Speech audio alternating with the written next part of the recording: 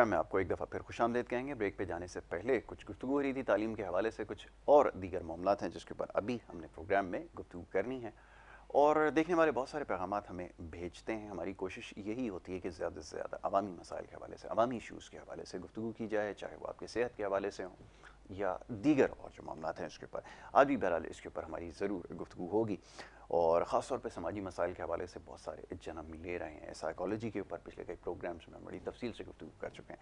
आज भी स्टूडियोज़ में बड़े ख़ास मेहमान तशरीफ़ फरमाए, उनसे मुख्तलिफ मामलात पर हमने गुफ्तगू करनी है और साथ ही जो इस वक्त सियासी मामलात हैं उसके ऊपर तो ख़ास तौर पर बात करेंगे। मौजूद मेहमान यहाँ पर तशरीफ़ फरमाए मेजर रिटायर्ड अनवर खुर्शीद साहब। हमारे प्रोग्राम्स में आप अक्सर उनको देखते हैं, उनकी गुफ्तगू सुनते हैं और बड़ा अच्छा तबसरा और तज्ज़िया करते हैं मुख्तलिफ मामलात पर। तो आज शामिल गुफ्तगू होंगे। सबसे पहले उन्हें खुशामदीद, बहुत शुक्रिया मेरे साहब प्रोग्राम में वक्त देने के लिए। वालेकुम अस्सलाम। उनके हमरा तशरीफ़ रखते हैं जनाब डॉक्टर अरशद रोहवी साहब, PhD हैं in mind sciences. Mind sciences क्या चीज़ है, इससे आज आपको जो है रूशनास करवाएंगे। बहुत सारे लोग शायद इसके बारे में जानते हों और शायद ना भी जानते हों, तो आज डॉक्टर साहब से हम इस पर गुफ्तगू करेंगे। Thank you so very much doctor साहब for being with us on the show. सबसे पहले गुफ्तगू का आगाज़ मेरे साहब सियासी मामलात पर एक तो सवाल मैं आपकी खिदमत में रख देता हूँ। PDM के हवाले से तो मूवमेंट चल भी रही है, जल्द से जुलूस भी हो रहे हैं। अच्छा, होता ये था कि जिधर डेमोक्रेसी की बात होती है ना, तो वहाँ ये कहा जाता है कि जी वहाँ पर इलेक्शन से पहले जलसे होते हैं, जुलूस होते हैं, रैलियाँ होती हैं, धरने होते हैं, इस तरह सारी चीज़ें होती हैं। आपके यहाँ तो सिलसिला माशाल्लाह 12 महीने 365 दिन 5 साल 6 साल से चलता रहेगा ये सिलसिला। ये सिलसिला है क्या? लोग ये जानना चाहते हैं कि अवामी मसाइल कब हल होंगे, कब बैठ के संजीदा गुफ्तगू करेंगे। एक फोरम आपके पास है, पार्लियामेंट, आप उधर जाकर एहतजाज भी करें, हंगामा भी करें, शोर शराबा करें, सब कुछ करें जो मुतालिका फोरम है। इस सड़कों पे अगर का मामला तय होंगे तो फिर किस तरफ हमारी मुल्क की इकॉनमी जाएगी, हालात किस तरफ जाएंगे, फरमाइए ज़रा। बिस्मिल्लाहिर्रहमानिर्रहीम। देखें जी, एक महज़ब माशरे में तो हमेशा ये होता है कि कोई भी अगर इलेक्शन जीत कर किसी तरह से भी हुकूमत में आ जाता है तो वो हुकूमत अपना टर्न्योर पूरा करती है। और जो पार्टी अपोजिशन में जो हार जाती है, अपोजिशन में होती है, तो वो उसको किसी जगह पे से भी गलत करने से रोकती है। उसका गलत कामों में उसका साथ नहीं देती और सही कामों को ताकीद करते हैं कि आप सही करो और हम आपके साथ हैं। और साथ होना पड़ता है क्योंकि वो भी अवाम के नुमाइंदे होते हैं, सारे के सारे अवाम के नुमाइंदे हैं। और कोई गलत काम अगर वक्ती हुकूमत करती है तो उसको वो रोकते हैं।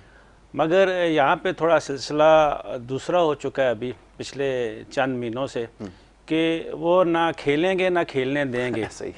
और ये दोनों तरफ से हो रहा है। वो भी ऐसे ही काम करते हैं। अभी जैसे आपने देख लिया सदारती आर्डिनेंस जो अभी जारी हो गया छुट्टी वाले दिन, तो यानी कि उस वक्त नेशनल असम्बली और सेनेट का इजलास नहीं हो रहा था, एक सदारती आर्डिनेंस जारी कर दिया गया। तो ये भी बस एक वो बात करता है, दूसरा उसके उलट बात करता है, फिर उसका जवाब देता है, जवाब दर जवाब, बात दर जवाब। और असल जो हकीकत होती है कि ये है क्या चीज़ जी, ये अवाम को ये समझना चाहिए कि नेशनल असम्बली और सेनेट क्या चीज़ है। नेशनल असम्बली और सेनेट इनको कहते हैं लेजिस्लेटिव। मुकन्नना होती है, ये कानून बनाने वाले होते हैं। ये जो कानून बना देते हैं वो अदालतें उस कानून के मुताबिक अमल करती हैं। अदालतें उस कानून के मातहत होती हैं और उसके मुताबिक अमल करती हैं। और एडमिनिस्ट्रेशन जो होती है अदालतों के कहने के ऊपर सारी कार्रवाई करती है और हुकूमत के कहने पे वो चलती है। जब आपको हुकूमत ही नहीं नज़र आएगी, जब आपको असम्बली में सेनेटर्स और सेनेट में और असम्बली में जो नुमाइंदे हैं वो नज़र ही नहीं आएंगे, तो वो कैसे कानून कैसे बनेंगे, इम्प्लीमेंटेशन फिर बनेंगे तो होगी। और अगली बात ये कि जो हमारे अगर वहाँ पे नज़र आ जाते हैं हमारे असम्बली में हमारे मेंबरान जितने भी हैं, तो असम्बली में वो हाल होता है इतनी ऐसे लड़ाई झगड़ा तो किसी सब मछली मंडी में, किसी सब्जी मंडी में, कहीं ऐसी गुंडागर्दी तो हमने वैसे आम तौर पे कहीं फिल्मों में भी नहीं देखी। अगर कोई आपने कोई मौला जट किस्म की फिल्म देखनी है ना, तो वो पीछे रह जाएगी इस नेशनल असम्बली में। जो उस दिन जो हाल हुआ था, कैसे भाग भाग के एक दूसरे के ऊपर झपट रहे थे। तो ये इस तरह से अगर असम्बलियाँ इन्होंने चलानी है इस तरह से, तो बड़ा अवाम के जो बेसिक मसाइल हैं, बेसिक जो चीज़ है वो पीछे रह जाएगी। और ये लड़ते लड़ते ये जो नज़र आ रहा है, बड़े थिंक टैंक भी यही कह रहे हैं कि अगले 2.5 साल तक लड़ते रहेंगे। और ना उस गवर्नमेंट ने जाना है, ना इन्होंने कुछ करना, और इनके पास करने को कुछ भी नहीं है। बेहतर इनको मशवरा यही है कि ये जो अपोजिशन में जितनी भी 11 पार्टियां हैं ये उसको उस पर प्रेशर दें और सही कानून लाने चल के तरफ अपने उनको राग़िब करें कि आप सही कानून लाएं। बिल्कुल ठीक है। आप सेनेट की बात कर रहे थे, तो सेनेट के जो अभी इलेक्शन हो रहे हैं तो उस पे अभी जो मामला चल रहे हैं कि इसको एक किस्म का ओपन बैलेटिंग होनी चाहिए, जिसे शो ऑफ हैंड तो नहीं कहेंगे, ओपन बैलेटिंग कहेंगे। अब जब ओपन बैलेटिंग पे इन्होंने एतराज़ कर दिया पोजीशन ने, और गवर्नमेंट ने ये किया कि उसको सुप्रीम कोर्ट में ले गए। सुप्रीम कोर्ट ने कहा था ये तो पार्लियामेंट का कानून का बनाने वाले हैं, मुकन्ना का काम है, पार्लियामेंट का काम है, उन्होंने इसको देखना है। पार्लियामेंट में जब ये बात हुई तो उसमें इनको उतनी मेजॉरिटी मैसर नहीं थी कि ये कुछ कर सके।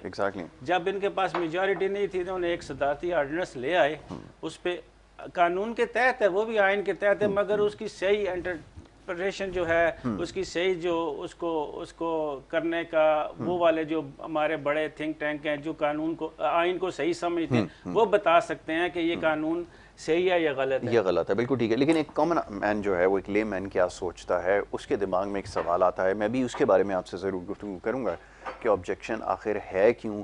शो ऑफ हैंड की अगर बात हो रही है, ओपन बैलेटिंग की अगर बात हो रही है, अगर इसको रोका जाएगा तो उसका मकसद ये है कि फिर वो जो बाज़ार जुमा बाज़ार लगता है ना, जिसमें भाव लगते हैं, तो ये सिलसिला अपोजिशन ने करना ही है।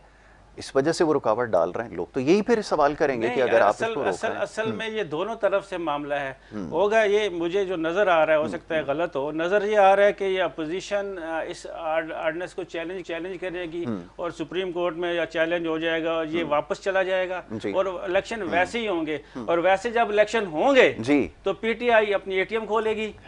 जब इनकी एटीएम खुल जाएगी और ये जीत जाएंगे इलेक्शन में अच्छी मार्जिन से, और जब फिर कोई इतराज़ करेगा हमने तो कहा था, बिल्कुल ऐसा ही है। ठीक है, तो ये एक स्मार्ट मूव है। डॉक्टर साहब आपकी तरफ आएंगे। मेरा माइंड साइंसेस के बारे में मैं चाहूँगा कि ज़रा लोगों को पता चले कि काम किस तरह करती हैं माइंड साइंसेस, और फिर ये जो ह्यूमन माइंड है अगर इसको सही से ट्रेन किया जाए, अगर ट्रीट किया जाए, तो बहुत सारी ऐसी बीमारियाँ भी हैं जो आप मेडिसिन के बगैर इनको ट्रीट कर सकते हैं थ्रू माइंड साइंसेस। क्या ये बात सही है? मैं चाहूँगा इसके ऊपर थोड़ी गुफ्तगू करें। बिल्कुल, माइंड साइंसेस एक बहुत ज़बरदस्त फील्ड है और पहले इसको साइकोलॉजी के नाम से जानते थे, जिसमें कि कुछ पोर्शन इसका कवर होता था।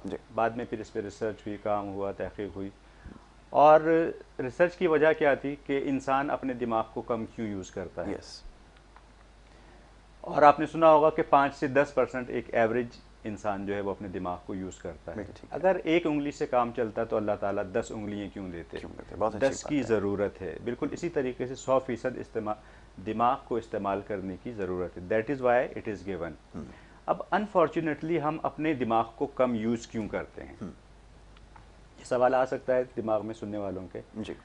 तो इंसान जो है वो बाय नेचर आसाइशों का आदी है। जब उसको बेसिक आसाइशें मिलती हैं, नेसेसिटीज़ उसकी पूरी होती हैं, तो वो कंफर्ट जोन में आ जाता है। और कंफर्ट जोन में आने की वजह से फिर होता ये है कि वो अपने दिमाग को फर्दर एक्सप्लोर नहीं करता। ज़िंदगी में बहुत सारी ऐसी चीज़ें हैं, जैसे मिसाल के तौर पे आपने बीमारियों का कहा। तो आजकल एक कॉन्सेप्ट है जिसको कहते हैं एनर्जी मेडिसिन। यानी उसमें आपको कोई फिज़िकली मेडिसिन लेने की ज़रूरत नहीं है, हमारी अपनी बॉडी हील करती है। वैसे भी अगर हम देखें वेस्टर्न मेडिसिन या एलोपैथी की बात करें अगर, तो टैबलेट्स क्या करती हैं, टैबलेट्स तो उस प्रोसेस को रोकती हैं, यानी जो एक इन्फेक्शन चल रहा है या कुछ भी इस तरह की चीज़ है उसको रोकती हैं। बाकी असल हीलिंग आपकी बॉडी करती है।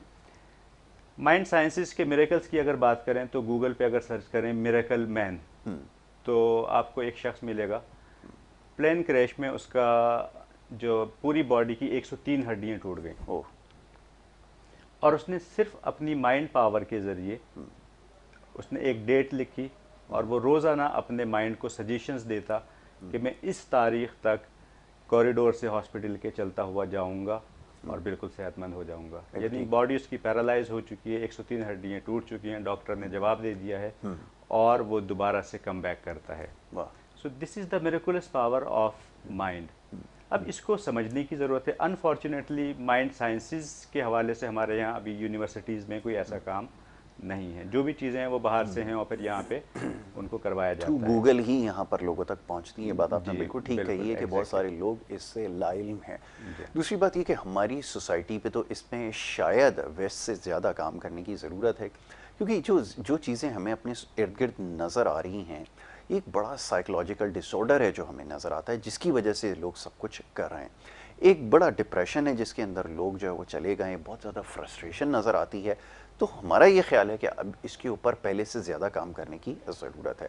मैं चाहूँगा कुछ चीज़ों की निशानदेही ज़रूर की जाए कि अब इस ह्यूमन ब्रेन को कैसे ट्रेन किया जाए, दैट इज़ वेरी इंपॉर्टेंट, क्योंकि लोग अभी तक इससे लाइल में है। इवन अभी बच्चों से कुछ देर पहले हवाले से बात हो रही थी, टीचर्स को भी नहीं पता कि बच्चों को ट्रेन किस तरह करना है। कोई गाइडलाइन दे दी जाती है कि जी इसको आपने अचीव करना है, इस टारगेट को मीट करना है, ये नहीं बताते कि आपको किस तरह तक पहुंचना है। ये ज़रा फरमाइए। बिल्कुल, देखें इसमें 2-3 चीज़ें हैं कि जैसे मिसाल के तौर पे एक बहुत ज़बरदस्त माइंड साइंसेस का टूल है NLP। यस यस, ठीक है, उसको अगर आप करते हैं तो आप ये समझते हैं कि किस तरह से अपनी ज़िंदगी में एक्सीलेंस हासिल की जाती है, अपने प्रॉब्लम्स को आप कैसे खुद से सॉर्ट आउट कर सकते हैं।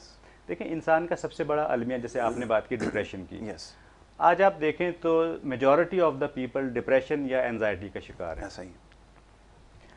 अच्छा, कुछ ऐसे भी लोग हैं जिनको डिप्रेशन नाम की कोई चीज़ नहीं होती, exactly. और वो भी कहते हैं कि बड़ा डिप्रेशन हो रहा है। देखिए every word carries its own vibrations. Depression is a negative word, tension is a negative word. जब आप बार बार रिपीटेडली कहेंगे मुझे डिप्रेशन हो रहा है, मुझे टेंशन हो रही है, बड़े मसले बढ़ गए, तो लॉ ऑफ अट्रैक्शन कहता है कि what you focus on expends. जिस चीज़ को फोकस करेंगे वो चीज़ आपकी ज़िंदगी में आती जाएगी। बिल्कुल ठीक है। तो जब हम कहते हैं डिप्रेशन तो वो डिप्रेशन और ज़्यादा बढ़ता जाता है। अब डिप्रेशन होता क्यों है, ये अगर हम सुनने वाले समझ लें इस चीज़ को तो बड़े हद तक काफ़ी मसाइल हल हो सकते हैं। जिनको हो गया है उन्होंने तो प्रॉपर ट्रीटमेंट करवानी है, चाहे वो मेडिसिन के ज़रिए करवाएं या विदाउट मेडिसिन करवाएं। लेकिन जिनको नहीं है वो क्या कर सकते हैं, देखें depression means you are living in past. जी जी। जब आप बार बार पास्ट की चीज़ों को लाएंगे, उनको सोचेंगे और पास्ट की ख़ास तौर से नेगेटिविटी को सोचेंगे, तो आप एक हद तक डिप्रेशन की तरफ जाते रहेंगे और फिर एक वक्त आएगा कि आप डिप्रेशन के मरीज़ हो जाएंगे। बिल्कुल।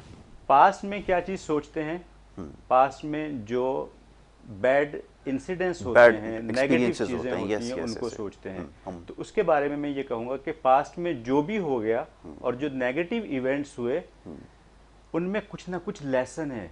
Yes, yes. They are carrying a lesson. Yes, yes. And there is a lesson for you. That is not life sentence. हमने उसको लाइफ सेंटेंस बना लिया, बार बार उसको सोचते हैं जी। और अपने आप को, यानी जिसके साथ हुआ वो तो करके चला गया, yes.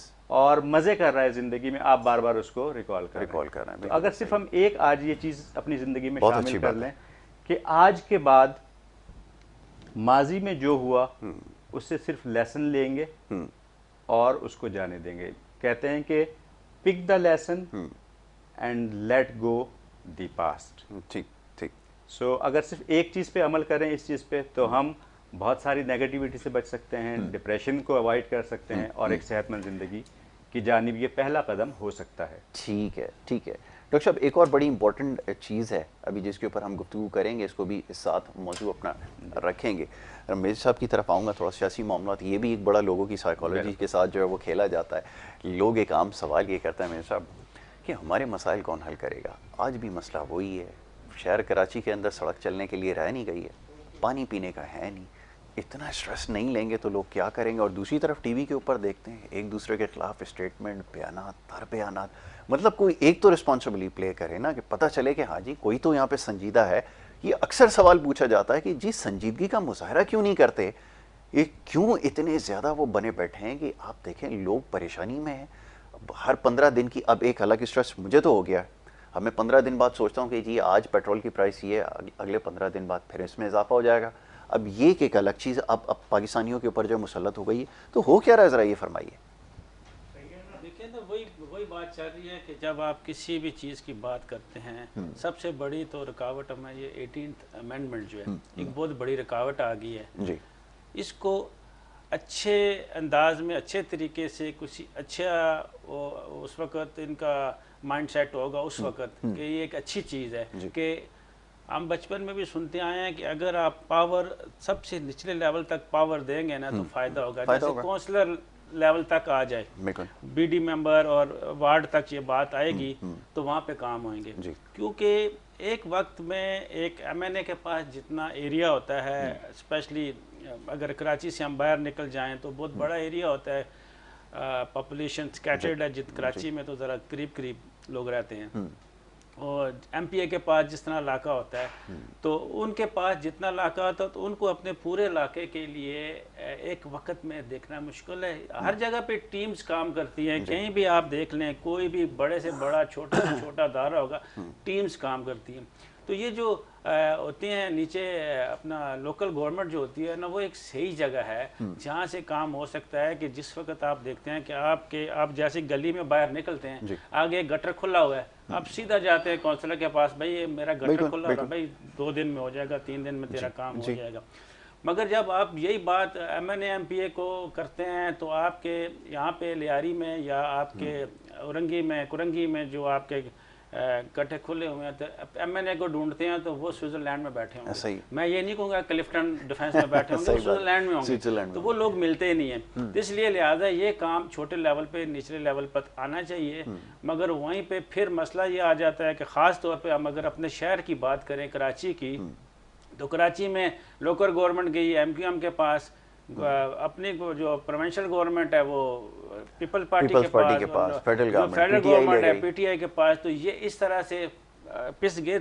एक यहाँ पे बात ख़त्म नहीं होती। हमारे शहर के अंदर ख़ास तौर कराची में जो इलाके हैं आपके, आप एक लाइन ले लें, रोड की एक साइड ले रहे हो, दूसरी साइड लेंगे, ये लोकल गवर्नमेंट की है, ये सिंध गवर्नमेंट की है, ये साइट इंडस्ट्रियल एरिया की है, ये कुरंगी इंडस्ट्रियल एरिया की है। तो हर जगह पे ये चीज़ें बांटी हुई हैं। तो वो जब आते हैं रोड बना के चले जाते हैं वहाँ तक, और दूसरी जगह खाली रह जाती है। अभी पिछले दिनों मैं गया मुजफ्फराबाद इस्लामाबाद से, रास्ते में बड़ी अच्छी रोड मिली जो कि पंजाब की थी, और उसके बाद फ़ौरन मुझे बड़ी अच्छी रोड मिली जो कि आज़ाद जम्मू कश्मीर की थी। मगर बीच में थोड़ा सा टोटा एंड उसका केपीके का था। केपीके का जो इलाका था सारा, वो ज़िला शायद एबटाबाद था या एबटाबाद ही था शायद, तो वो जितने किलोमीटर थे वहाँ पे इतने गड़े और इतनी मुश्किल से गाड़ी चल रही थी। अब इसको कौन देखेगा, कौन सा लेवल है ये? तो वहाँ के अगर लोकल लेवल पे जो भी वहाँ पे करीब का बंदा है जो कि वहाँ पे काउंसलर है या चेयरमैन यूनियन काउंसिल है या कोई भी है, तो वो उसको देखता है और उसके पास फंड्स उस हिसाब से जाते हैं जो तरीकाकार है। ये क्या तरीका हुआ कि जी फंड्स आप दे रहे हैं एमएनएस को, एमपीएस को। एमएनए और एमपीएस को फंड देना कौन सा कानून है, कौन सा तरीका है, कौन से एथिक्स हैं, ये तो है ही नहीं है। तो एमएनए एमपीएस को आप खुश कर रहे हैं। एमएनए एमपीएस का बेसिक, इनके 2 काम है बेसिक। पहला काम तो ये आते हैं खिदमत के लिए, और दूसरा काम है इनका मुकन्ना कानून बनाने के लिए, लेजिस्लेटर्स हैं ये। अब मगर ये दोनों काम छोड़ के ये आ गए सीधा WWFE, ऐसा ही वो करने के लिए ये आए हुए हैं दोनों। अब उधर से शुरू होते हैं, इधर से मुर्तज़ा वहाब साहब शुरू होते हैं, वहाँ से असद उमर शुरू, असद उमर की बात यहाँ पे सईद गनी साहब के पास पहुँचते। अच्छा बाकी सूबे भी तो हैं ना 3, बिल्कुल वहाँ पे इतना नहीं होता, मगर इस सूबे के साथ और इस शहर के साथ बहुत है। और इनकी लड़ाइयों में, इनमें सब में जो कि सबसे ज़्यादा नुकसान किसी एमएनए एमपीए का नुकसान नहीं हो रहा, उनकी सैलरीज लगी हुई हैं पक्की, मिल रही है, इंक्रीमेंट मिल रही है, हवाई जहाज के टिकट। और जितने बाकी टॉप लोग हैं जिनके बिजनेस चल रहे हैं वो भी अपनी जगह पे सही है। पिस रही है वो हमारी गरीब, वहाँ मोटरसाइकिलों पे, छोटी गाड़ियों पे, बसों पे सफ़र करने वाले, वो यहाँ पे पिस रहे हैं। इनको कोई सुनने वाला नहीं है। जब बात करते हैं, जब किसी के पास आप चले जाए, हमने रोड बनाए हैं, वो 4 रोड दिखा देंगे, 96 नहीं दिखाएंगे बात, वो 4 दिखा देंगे कि ये हमने बनाया, बाकी का कौन इंतजाम करेगा? ये तो पीटीआई वाले करेंगे, वो पीटीआई वाले। अब इसको देख रहे हैं आपकी ये जो हाँ शारे फैसल, नहीं मेट्रो पे मुझे उस वक्त बड़ी खुशी हुई कि जिस दिन हमारे नए गवर्नर, 2 साल से ज्यादा हो गया गवर्नर को, नए गवर्नर ने वहाँ पे 120 की स्पीड पे गाड़ी चलाई और कहा कि जी वो कहाँ गई, वहाँ की वहीं वो वैसे ही रुकी हुई है, कोई पता नहीं फंड्स किधर हैं। अभी हम देखते हैं ये 1100 अरब कब आते हैं, किधर आए हैं, किधर लगे हैं। वैसे मैंने उस दिन देखा था एक जाम सादिक ब्रिज है, लिंक करता है ये मलीर रिवर को केपीटी इंटरचेंज से आगे गोदाम चुरंगी को, तो उसको मैं देखा उस पे सफेदी हो रही थी। एक तो होता है ना कलर, रंग, पेंट, सब चूना जिसको कहते हैं, चूना हो रहा था उसपे। मैंने कहा शुरू हो गया जी 1100 अब यहाँ पे आना और लगना शुरू हो गया पैसे। बिल्कुल ठीक है जी। डॉक्टर साहब आप ये बताइएगा कि एक और बड़ी इंपॉर्टेंट चीज़ हमारे लिए जो सबसे बड़ी जो चीज़ जिसका भी मैंने एक तो तस्करा किया कि ये कि आए दिन महंगाई में इजाफा, इस तरह के और दीगर चैलेंजेस, फिर फ्यूचर एक्सपेक्टेशंस बहुत ज़्यादा हाई, तो वो जो चैलेंज हमारे लिए है उसकी वजह से भी हम बहुत सारी बीमारियों का शिकार हो रहे हैं। इसको कैसे कंट्रोल किया जाए, कैसे इन तमाम चीज़ों को कर्टेल करें कि जो फ्यूचर एक्सपेक्टेशंस है कम रखें, इसके बारे में चाहूँगा थोड़ी सी गुफ्तगू की जाए।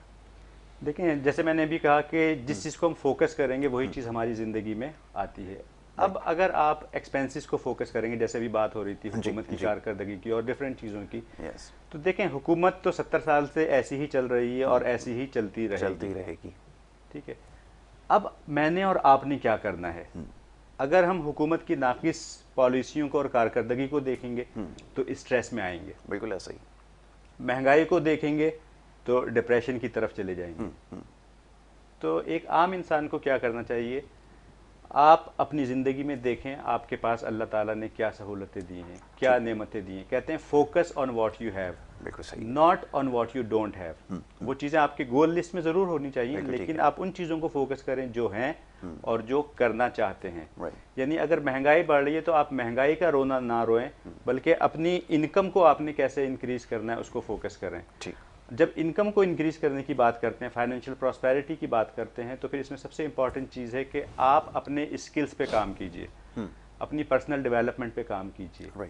और दुनिया में सबसे ज़्यादा आजकल जो हाईली पेड लोग जो हैं वो हैं जो सॉफ्ट स्किल्स में एक्सपर्ट हैं।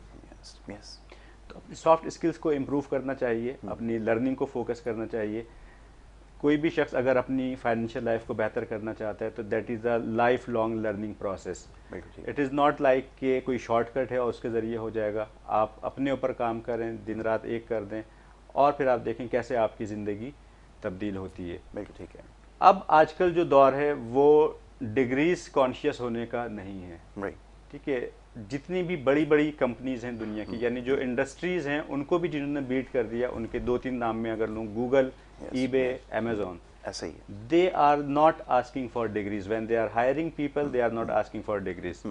ठीक है, आपके अंदर वो टैलेंट होना चाहिए, वो पोटेंशियल होना चाहिए, वो एक्सपर्टीज होना चाहिए। आप कह सको कि I am good at this. बिल्कुल ठीक है। 0 to 10 में आपने आपको मेजर कर सको कि मैं इस फील्ड में 9 और 10 पे हूँ। ऐसा ही। इतना अगर कॉन्फिडेंस होगा आपके अंदर तो आप हमेशा फ्यूचर में आगे बढ़ते रहोगे। आपसे जब पूछा जाए कि आपकी ज़िंदगी में आपके अपने अंदर कौन से 3 की एरियाज हैं जिसमें आप एक्सपर्ट समझते हो, तो आपको सोचना नहीं चाहिए। बिल्कुल ठीक है। 3 की जगह आपको 5 जवाब देने चाहिए। और आपसे पूछा जाए कि रेटिंग करें 0 to 10 में, तो आप कहो कि मैं 8, 9, 10 पे यहाँ खड़ा हुआ हूँ। बिल्कुल ठीक है। So this is the way कि हम फ्यूचर में आने वाली अपनी प्रॉब्लम्स को भी हैंडल कर सकते हैं और फ्यूचर को ज़बरदस्त तरीके से वेलकम कर सकते हैं। ये सेल्फ असेसमेंट होगी कब और किस तरह होती है, ये भी तो बताएं ज़रा कि एग्जीक्यूट कैसे करें, क्योंकि हम लोग जब अपना पूरा डे लॉन्ग एक्टिविटी देखते हैं तो हमारे पास अब इतना टाइम नहीं होता कि बैठ के हम सोचें कि हमने आगे करना क्या है। क्योंकि हम लोग जिस सोसाइटी में रह रहे हैं वो आप यकीन करें कि एक ऐसी सोसाइटी हो गई है जैसे पानी के ऊपर जैसे तैरती हुई लकड़ी, जिधर पानी का फ्लो होगा उसको ले जाएगी। मेजॉरिटी यहाँ पर लोग इसी तरह की ज़िंदगी गुजार रहे हैं। इसको कैसे चेंज करेंगे? मैं जवाब लेता हूँ आपसे, एक ब्रेक के लिए कहा जा रहा है, एक छोटी सी ब्रेक ले लेते हैं और ब्रेक से जब वापस आएंगे तो इसके ऊपर हमारी गुफ्तगू जारी रखेंगे। आप देखते हैं program good morning Karachi.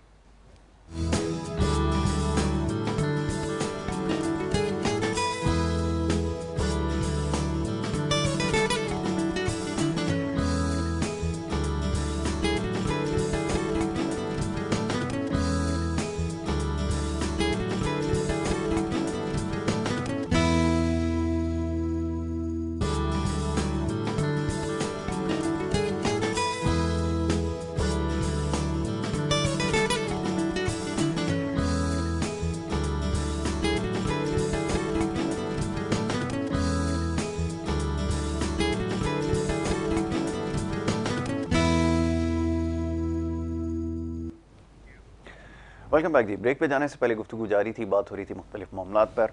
Mind sciences के हवाले से ख़ास तौर पे गुफ्तगू कर रहे थे डॉक्टर अरशद रूहवी साहब, यहाँ तशरीफ़ फरमाएँ। और उनसे हमारी गुफ्तगू हो रही थी कि इंसानी दिमाग किस तरह काम करता है। अब ये सोचों से किस तरह आज़ाद किया जाए एक बड़ा मसला है, डायरेक्शन क्या होनी चाहिए। और जैसे आपने कहा कि माजी को भुला देना, ये सारी चीज़ें इतना आसान हमारे लिए नहीं है। और फिर एक जैसे मैंने आपसे कहा कि हमारी क्योंकि एक लाइफ जो है वो ऐसे गुजर रही है, समंदर पे तैरती हुई कोई दरिया पे लकड़ी जो अब बहाव के साथ कहीं पे भी जो है वो चली जाती है। तो अब इसको कैसे ठीक किया जाए? बहुत सारी चीज़ें ना चाहते हुए भी हो रही हैं, लोग ये जानना चाहते हैं कि इसको कैसे दूर किया जाए। और फिर जो नेगेटिविटी आपके अराउंड है, इससे कैसे ख़ुद को महफूज रखा जाए, कैसे इनसे दूर रखें, ये ज़रा समझाएं। जी, बहुत अच्छा सवाल किया आपने। देखिए, सबसे पहली चीज़ ये कि जैसे आपने कहा कि बहता हुआ पानी और उसमें लकड़ी तैरती हुई जाए, इसको हम कहते हैं कि life is on auto pilot. बिल्कुल ऐसे, ठीक है, जिसने जिस तरफ रुख मोड़ दिया उस तरफ चली गई। बिल्कुल ठीक है। So the first thing is take charge of your life. अपनी ज़िंदगी का चार्ज लें, कैसे टेक चार्ज करेंगे और कैसे हम ज़िंदगी में आगे बढ़ेंगे, उसके लिए सबसे पहली चीज़ ये अपने आप को डायरेक्शंस देना। ठीक है। यानी जैसे अभी मैं आपके यहाँ स्टूडियो में आ रहा था तो मैंने जीपीएस लगाया और वो मुझे डायरेक्शन देता रहा कि इधर से इधर मुड़ना है और मैं यहाँ पे एग्जैक्टली पहुँच गया। ठीक है। हम जिंदगी के सफ़र पे निकले हुए हैं और हमें नहीं पता 1 साल के बाद हमें क्या करना है, क्या। बहुत खूब, ऐसा ही। 2 साल के बाद हम अपने आप को कहाँ देखते हैं, हम अपनी रिटायर्ड लाइफ में अपने आप को कहाँ देखते हैं और कैसे गुजारना चाहते हैं। सो the first thing is design your future, यानी अपने गोल्स लिखें। ठीक है। अब होता ये कि हम गोल्स लिखते हैं और कोई ना कोई प्रॉब्लम आती है या एक्साइटमेंट आती है और वो गोल्स कहीं नीचे दब जाते हैं। बिल्कुल ठीक है। So to achieve your goals, you have to program your subconscious mind. ठीक है। क्योंकि हमारा सबकॉन्शियस माइंड हमारी 95% लाइफ को कंट्रोल करता है, 95% गवर्न करता है। यानी कॉन्शियसली जो आप बातें कर रहे हैं वो तो 5% लाइफ है। Everything is controlled by your subconscious mind. जो ब्लूप्रिंट, जो इंप्रेशंस आपने अपने सबकॉन्शियस माइंड को दिए हैं उसके मुताबिक आपकी ज़िंदगी चलती है। ठीक। तो अब हमें क्या करना है, अपने गोल्स लिखने चाहिए, अपने सबकॉन्शियस माइंड को प्रोग्राम करना चाहिए, इन टूल्स को सीखना चाहिए। देखें, अल्लाह ताला ने आपको दिमाग दिया। अब दिमाग की मिसाल मैं आपको इस तरह से दूं, आपने बहुत से लोग अपनी ज़िंदगी में ऐसे देखे होंगे पास्ट में और अभी तो आजकल कम हो गया खैर, कि स्मार्टफोन है लेकिन बच्चे को कहते हैं बेटा ये व्हाट्सएप पे अंकल को जवाब दे दो। जी जी। यानी उन्हें वो इस्तेमाल करना नहीं आता। फ़ोन तो स्मार्ट है, खुद गैर स्मार्ट है। ऐसा ही, बिल्कुल ठीक है। तो बिल्कुल इसी तरीके से उन्हें सिर्फ बेसिक फंक्शन आते हैं, हमें भी अपने दिमाग के सिर्फ बेसिक फंक्शंस आते हैं। बिल्कुल ठीक है। इसकी सुपर नेचुरल कैपेबिलिटीज़ और कैपेसिटीज़ क्या हैं, यानी हम किस तरह से जो चीज़ सोचें वो हो जाए। बिल्कुल ठीक। कहते हैं कि whatever you can visualize that can be materialized. बिल्कुल ऐसा। So play a movie of success in your mind and soon it will turn in reality. बिल्कुल ठीक है। तो अब ये चीज़ें कैसे सीखेंगे, क्रिएटिव विजुअलाइजेशन क्या होती है, मेंटल कम्युनिकेशन क्या होती है, मैनिफेस्टेशन क्या होती है। हम अपनी ज़िंदगी में फ़िज़िकल लेवल पे काम कर रहे होते हैं और फिज़िकल लेवल पे काम करते हैं और थक जाते हैं। जी। We are not just physical being, actually we are spiritual being in this physical body. बिल्कुल ठीक है। तो हमें अपने तीनों डोमेन्स पे काम करने की ज़रूरत है, माइंड, बॉडी, सोल। बिल्कुल ठीक है। तो जब हम अपने माइंड एस्पेक्ट पे जाते हैं तो फिर चीज़ें हमारी ज़िंदगी में आसान हो जाती हैं। यानी जैसे एक दुनिया में वर्ल्ड वाइड प्रैक्टिस की जाती है technique, silver technique, mind power का एक प्रीमियम टूल है कि आप अपने माइंड पावर के ज़रिए किस तरह से अपने गोल्स अचीव करते हैं और फिर आप सोचते हैं और चीज़ें होती हैं, दिनों में और हफ्तों में चीज़ें होना शुरू हो जाती हैं जो सालों से नहीं होती। बिल्कुल ठीक है। सो हमें इन टूल्स को सीखना चाहिए, इस तरफ आना चाहिए, अपने आप को इन चीज़ों से रोशनास करवाना चाहिए। और एक और चीज़ मैं बताऊं, बहुत से लोग हैं वो YouTube पे जाते हैं और देखते हैं और करने की कोशिश करते हैं और कुछ नहीं कर पाते, फिर कहते हैं सब बेकार है। बिल्कुल। देखिए, वहाँ से अवेयरनेस तो मिल सकती है, प्रॉपर ट्रेनिंग नहीं मिल सकती। For that you need to have a mentor, a trainer. बिल्कुल ठीक है। और फ्री के चक्कर में ना पड़ें।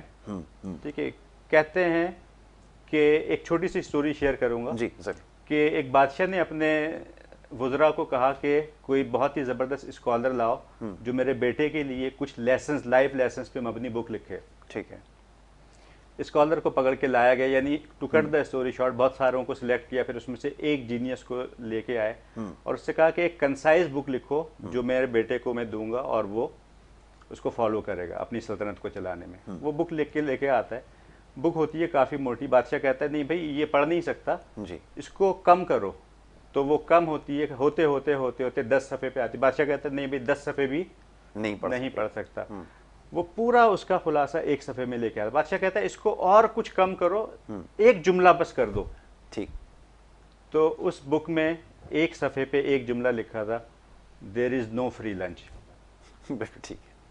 तो हमें फ्री के चक्कर में नहीं जाना चाहिए, क्योंकि फ्री के चक्कर में जाते हैं तो आप अपना टाइम स्पेंड करते हैं, एंड टाइम इज मनी। दुनिया में सबसे कीमती चीज जो आपके पास है वो आपका टाइम है। टाइम है, बिल्कुल ठीक है। जो लोग अपने इस टाइम को जबरदस्त तरीके से यूटिलाइज करते हैं वो मल्टीप्लाई करते हैं अपनी सक्सेस को। बिल्कुल ठीक है। हम ये सोचते हैं कि चलो पैसे तो नहीं जा रहे, अच्छा है, चले जाते हैं। आपने अपना टाइम किल कर दिया, ठीक है, और फिर गलत इंप्रेशन लिया, वो गलत इंप्रेशन आपके सबकॉन्शियस माइंड में गया, और सबकॉन्शियस माइंड प्रोग्राम हो गया कि अब इस चीज़ की तरफ नहीं जाना। ठीक है।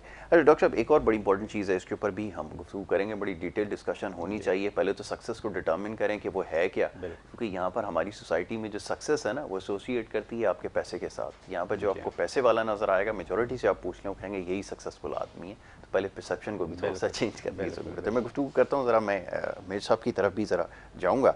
मेरे साहब, अब ये बताइएगा, जो कुछ सियासी मामला पर हमारी गुफ्तगू हो रही है, और देखिए जो मौशी मामलात हैं वो समाव आपको कंट्रोल नज़र आ रहे हैं। वो चीज़ें खुद ब खुद आपको पता है सिस्टम के अंदर एडजस्ट होना शुरू हो जाती हैं। शुरू में तो ज़ाहिर है कि उसका एक आउटबर्स्ट होता है, महंगाई का, ये सारी चीज़ें आती हैं, वो चीज़ें सिस्टमेटिक होती हैं। अब आपको लगता है कि चीज़ें इनके कंट्रोल में है, ग्रिप में है, और अगर ये वाक़तन ऐसा हो गया है, अगर गवर्नमेंट कहती है कि महंगाई वगैरह को हमने कंट्रोल कर लिया है, तो अब आवाम के भलाई के ऊपर काम करने की ज़रूरत है, इंफ्रास्ट्रक्चर डेवलपमेंट के ऊपर जाना पड़ेगा समहाउ, जिसके ऊपर अभी तक नहीं गए हैं। क्या उस तरफ आने लगे हैं? आपके ख्याल में ये जो हर्डल है, जो सेनेट के इंतखाबात की शक्ल में कराया गई है, ये मामला हल हो जाएगा तो चीज़ें खुद ब खुद हो जाएंगी सिस्टमेटिक? ये ज़रा बताइए।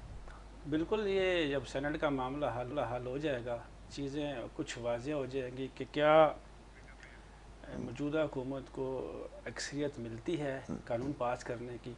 अगर तो उनको अक्सरियत मिल जाती है तो फिर लगता है कि कुछ ऐसे कवानीन आएंगे, आइन के अंदर कुछ ऐसी अमेंडमेंट्स आएंगी कि जो कि मुल्क और कौम की आने वाली नस्लों के लिए बेहतर हों। ठीक है। अगर इनको नहीं मिलती इतनी 2/3 मेजॉरिटी उस कानून पास करने के लिए जितने चाहिए होते हैं, तो फिर हालात ऐसी 2.5 साल और खींचातानी रहेगी, और उसके बाद फिर इलेक्शन होंगे, तो फिर जो होगा, जो सिलेक्टेड कहते हैं तो वो सिलेक्टेड होगा, जो इलेक्टेड कहते हैं तो वो इलेक्टेड होगा, वही आएगा, जो सिलेक्टेड या इलेक्टेड है वही आएगा। बिल्कुल ठीक है।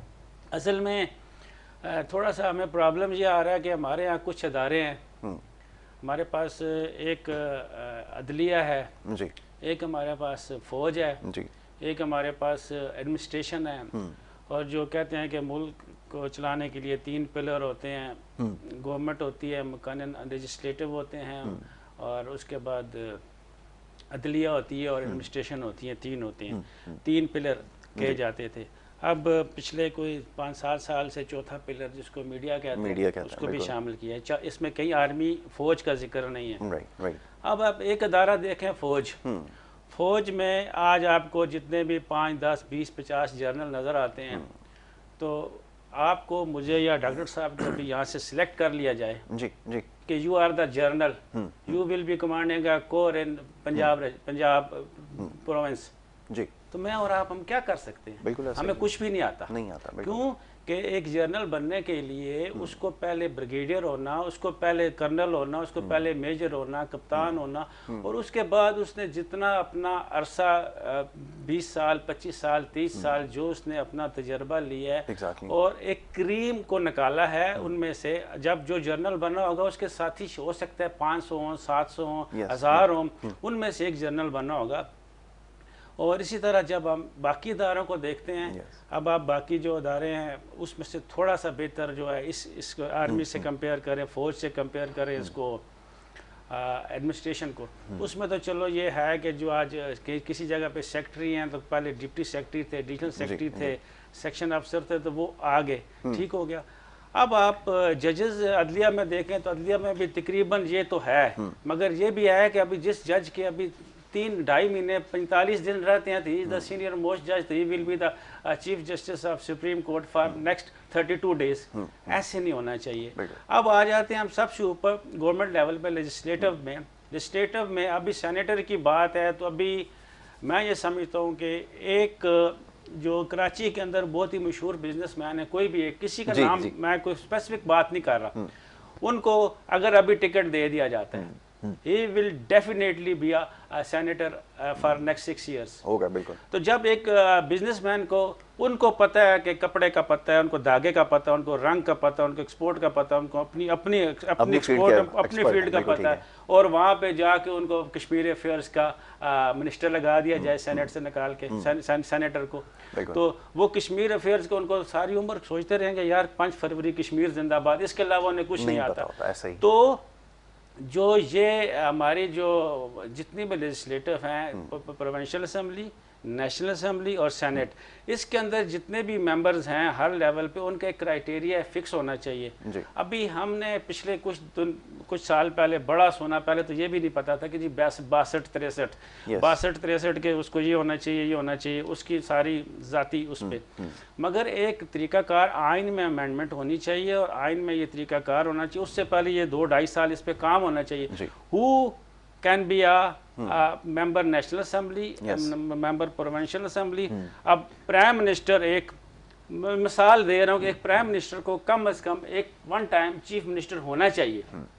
कोई भी प्राइम मिनिस्टर ऐसा नहीं आना चाहिए जो एक 1 टाइम चीफ मिनिस्टर ना हो। चीफ मिनिस्टर को 1 टाइम एक मिनिस्टर होना चाहिए। प्रोविंशियल या फेडरल के लिए एक्सेप्टेबल नहीं होती है। मुशर्रफ साहब एक्सपेरिमेंट कर चुके हैं, उन्होंने ग्रेजुएशन की एक कंडीशन लगा दी थी, मुसीबत हो गई थी आपके लिए ग्रेजुएट निकालने के लिए, फिर जो डाली डिग्रियां जमा कराना लोगों ने शुरू की हैं, तो कैसे आप देखें कि जब आप डॉक्टर साहब जैसे PhD जो लोग हैं, एक्सपर्ट लोग हैं, जो टेक्नोक्रेट्स हैं, उनको मैं ये नहीं कहता कि टेक्नोक्रेट्स की गवर्नमेंट होनी चाहिए, होना ये चाहिए कि आप जब इलेक्शन हो रहा हो उसके लिए आप एक क्राइटेरिया जॉट डाउन कर दें। आप यूनिवर्सिटी में दाखिला लेने जाते हैं तो जब कहते हैं कि जी आप बताएं जी जिनके 60 अबव होंगे, 70 अबव उनको मिलेगा, 50 वालों को मिलेगा, वो भी पास है, उसको मिलेगा नहीं। जब आप किसी कॉलेज में जाते हैं वहाँ पे ये मसला हो जाता है। आप किसी जॉब के लिए जाते हैं, 18,000 की जॉब के लिए जाते हैं, तो वहाँ पे आप तो इतना आपसे वो सवाल जवाब होते हैं। तो आप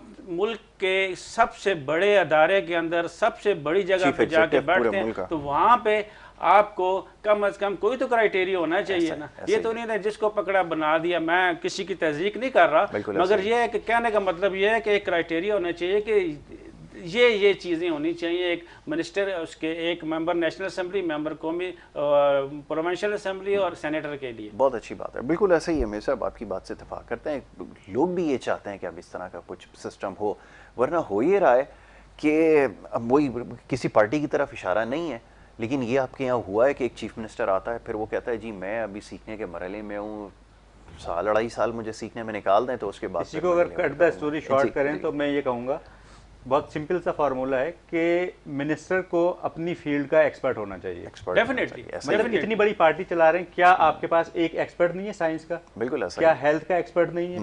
बिल्कुल। इस फार्मूले को अप्लाई कर लें तो मैं समझता हूँ कि वो पूरी मिनिस्ट्री सही हो जाएगी। वो वजीर इत्तलात थे, फिर वजीर वो फिल्म एक्टर बन गए उनके, फिर वो वजीर रेलवे बन गए, अब वो वजीर हमारे सबसे बड़े। तो आपकी ब्यूरोक्रेसी के अंदर है, इधर आपको एक सेक्रेटरी आप लगाते हैं, वो ज़राअत का होता है, 3 महीने के बाद ये एक अलग डिपार्टमेंट के अंदर वो बैठा होता है, और वो करते करते अपनी सर्विस के अंदर जनाब 600 सेक्रेटरी से मिला था, वो कहते हैं कि हमने जैसे अपना काम शुरू किया, थोड़ा सा वहाँ पे किया, मेरी पोस्टिंग आ गई, 1.5 महीने बाद पोस्टिंग आ गई, 2 महीने बाद पोस्टिंग आ गई, वो काम वहीं का वहीं रह गया।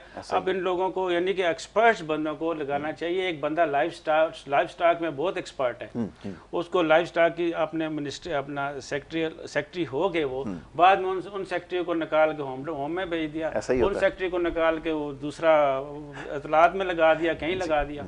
तो ये शफल होते रहते हैं। डॉक्टर साहब वक्त मेरे पास क्योंकि ख़त्म हो गया, लेकिन ये टॉपिक बड़ा इंपॉर्टेंट था, इंशाल्लाह आपको फिर सहमत इसके ऊपर दूंगा। लास्टली जैसे हम बात कर रहे थे कि अभी सोसाइटी का एक सोच है पूरी सोसाइटी की कि वो जी सक्सेस जो है ना, जिसके पास पैसा चला गया, जिसके पास पावर है, अब लोग इनको सक्सेसफुल समझ रहे हैं, इसको कैसे चेंज किया जाए, ये ज़रा फरमाइए लास्ट। देखें, सक्सेस की डेफिनेशन हर किसी के लिए अलग है। और इसको मल्टीपल वेज में डिफ़ाइन किया जा सकता है, लेकिन बहुत ही शॉर्ट एंड स्वीट वे में अगर इसको मैं डिफ़ाइन करूं तो सक्सेस क्या है? सक्सेस ये है कि जब आप दुनिया से जाने लगो तो आपको सोच कर ये खुशी हो कि यार कुछ ज़बरदस्त करके जा रहा हूँ। बहुत अच्छी बात है। कहते हैं कि when you were born you are the one who was crying and everyone else was smiling. बिल्कुल ऐसा ही। Live your life in such a way that when you die you are the one who is smiling and everyone else is crying. बहुत अच्छी बात है doctor साहब, thank you so very much, बहुत शुक्रिया। आपसे बात करके बहुत अच्छा भी लगा, बहुत कुछ सीखने का मौका भी मिला और इंशाल्लाह ये सिलसिला जो है इसको आगे जारी रखेंगे। मेरे साहब thank you so very much once again.